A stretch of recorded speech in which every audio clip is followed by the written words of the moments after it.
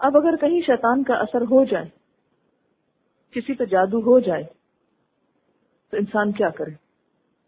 ہم نے دیکھا ہوگا کہ بہت سارے لوگ جادو کے توڑ کے لیے، جنات نکلوانے کے لیے عاملوں کے پاس جاتے ہیں اور غیر شرعی طریقے اختیار کرتے ہیں. وہ پھر ان سے کہتے ہیں بکرا لاؤ، اس کو ذبح کرو، اس کا خون لو، مختلف بال لاؤ، اس طرح کی بہت سی چیزیں، پھر ہزاروں روپے ان سے بٹور لیتے ہیں. بسا اوقات وہ پتلے بنا کے تو ان کے اوپر سوئیاں لگاتے ہیں، بہت کچھ کرتے ہیں.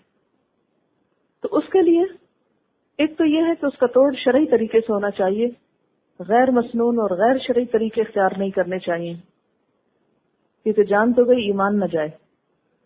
جان کا نقصان تو ہوا، بیماری ہوئی یا تکلیف ہوئی، لیکن ایمان نہ جائے. اس کے لیے نبی صلی اللہ علیہ وسلم نے جہاں مختلف علاج بتائے ہیں یا کچھ علاج قرآن پاک سے تجویز کیے جاتے ہیں، اس کے ساتھ ساتھ کچھ اور طریقے بھی بتائے گئے ہیں. جیسے کھجوریں کھانا کیا تھا، ایک دفاعی طریقہ ہے، اور اگر ہو بھی چکا ہو کوئی ایسا اثر تو مزید اس طریقے کو جاری رکھا جا سکتا ہے.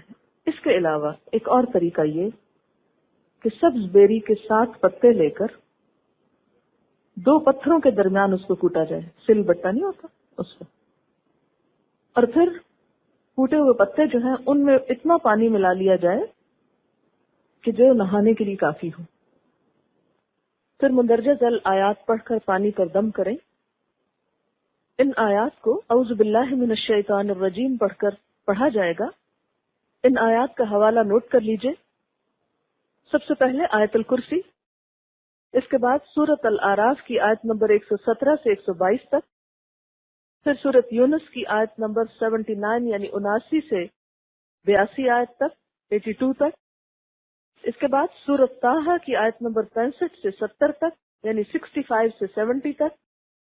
علاوہ ازیں معوذتین اور سورۃ الکافرون اور سورۃ اخلاص بھی، یعنی چاروں کل. مندرجہ والا آیات پڑھ کر بیری کے پتوں والے پانی پر دم کریں، 3 گھونٹ پانی پی لیں اور باقی پانی سے نہا لیں. انشاءاللہ فائدہ ہوگا. بوقت ضرورت یہ عمل 2-3 دفعہ دہرا لینے میں کوئی حرج نہیں، یہاں تک کہ مرض ختم ہو جائے.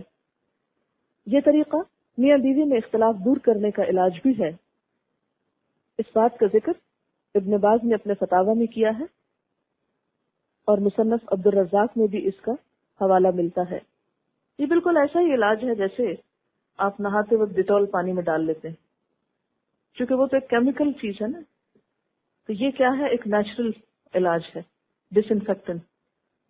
آپ نے دیکھا ہوگا کہ مردے کو بھی بیری کے پتے ابال کر نہلایا جاتا ہے صفائی کے لیے. پہلے زمانے میں صابن نہیں ہوتا تھا، تو صابن کا کام کس سے لیا جاتا تھا؟ بیری کے پتے. اچھا یہ کیوں؟